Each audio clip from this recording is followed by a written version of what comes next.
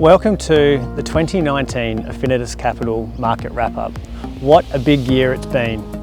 Richmond goes back to back. Dusty Martin holds the record for holding a car at the MCG for the longest time, 65 days I think. I think he only just picked it up.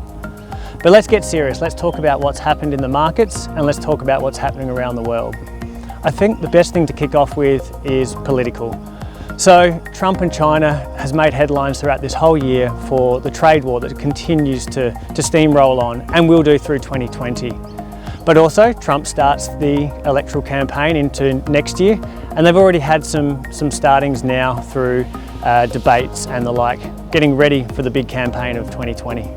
Australia, we went through our own election and ScoMo made the cut and he's back in again. So a big year through political terms, but let's also not forget through parts of Asia. Hong Kong is now officially in recession after months and months of fighting on the streets. A huge impact to tourism with 50% of revenue down based on this time last year. So now let's turn to the markets for 2019. A huge year on the markets. You only have to look at the graph for the last 12 months and even stretch it out over 5 years to get a real view of what this year has looked like. Record low interest rates globally has meant people are hunting returns. So people are piling money into the stock market hoping the dividends are going to be better than their term deposits or cash. And even from a banking perspective, people are buying property again. Why? Money's cheap. So asset prices have been going up for property and share prices have been going up. So it's been a year of growth. It's kind of flatlined towards the end, but that's to be expected with the volatility we spoke about before, but also going into Christmas, people's interest tends to die off a little bit. But I think we'll start 2020 with a bang, but we'll come to that in a minute. So the markets have been good for people that have held in through the volatility of 2008, 2007, and even 2011. But we've seen a bit of resurgence now and we're really nudging back up to 7,000. So it's been a great year if you've managed to hold into the markets and experienced a lot of that growth. But again, let's keep our eye on interest rates because that's going to dictate the growth of the market moving forwards. So, what will 2020 hold? I've got one word. It's going to be bright. So bright, you're going to need shades. But let's be serious. Let's talk footy. I think if you're a Richmond fan, you're going to have a great year. I think they're going to go back to back. Crows, I think we're going to struggle to make the 8. Port, whoever knows with Port. But let's get serious. What will 2020 hold? Well, let's think about Adelaide first, my home city. You can probably hear in the background some banging and some crashing, which is amazing to hear in Adelaide. And I hear you saying, why is banging and crashing amazing? Construction, development. I'm sitting in the beautiful Botanic Gardens and we're surrounded by construction and development as well. Adelaide's coming alive. But let's think bigger. What does the world hold? What does Australia hold? Well, I think the markets are going to hold up really strong. While interest rates remain low, people are going to keep putting money in the markets.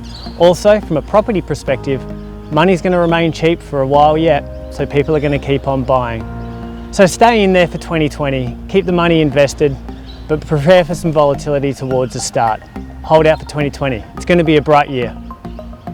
So let's get ready for 2020. I'm going to give you my 3 tips on how to crush 2020. The first one, New Year's resolutions don't work.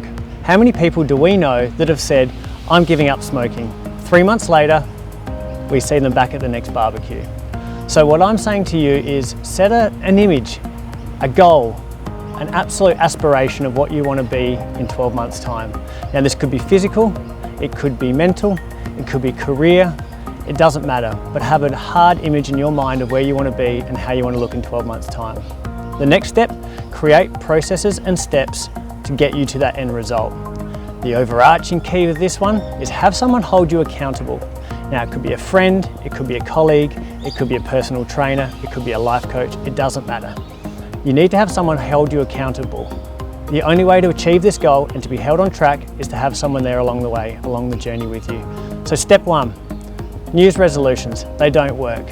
Create a hard goal and have someone hold you accountable along the journey. So tip number 2 on how to make 2020 an amazing year. It's a bit of a dirty word, budget. Everybody hates the word budget. No one likes sticking to a budget. So turn it around and have a cash flow analysis. Look at your cash flow. Money in, money out. Once you get a really good understanding of income coming in and where your expenses are going out, It really helps identify areas of opportunity. You soon realise there's unnecessary spending or, conversely, areas of opportunity. So sit down, work through the numbers and plan out 2020. The third tip to a successful 2020 may sound a little strange, but it's spend time on yourself. You need to be happy, you need to be healthy to really enjoy a prosperous year. So the big part of this, and that I encourage everyone to do, is move. Get outside, get active and move. But when you move, make sure you enjoy what you do. Just because people love cycling doesn't mean you need to. Just move and have fun with it. The second part to spending time on yourself for a successful 2020 is to just relax. Lay back, relax, and enjoy time either by yourself or with friends and family. Life's just too go, go, go. We need to make time to just chill. So enjoy the festive break, enjoy the time with friends and family, kick back in the sun and get some vitamin D. What a big year 2019 has been, both professionally and personally. I welcomed our second child into the family and the business has grown and grown. It's been a great year and we couldn't have done it without the support of everyone. So a huge thank you for everyone for getting behind the business, getting behind the team and making it a stellar year. Look forward to working with you all again in 2020.